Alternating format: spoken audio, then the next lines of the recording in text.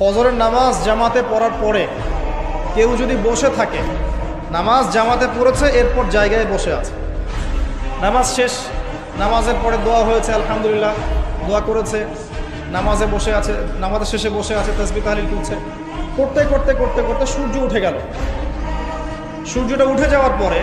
সেই ব্যক্তি যদি 2 রাকাত নফল নামাজ পড়ে, যেটাকে আমরা ইশরাকের নামাজ বলি, এটা পড়ে যদি বাসায় ফিরে যায়, আল্লাহ রসুল বলছেন সাল্লাল্লাহু আলাইহি ওয়াসাল্লাম, তার আমল নামায় একটা কবুল হজ, একটা কবুল উমরার নেকি দেওয়া হবে।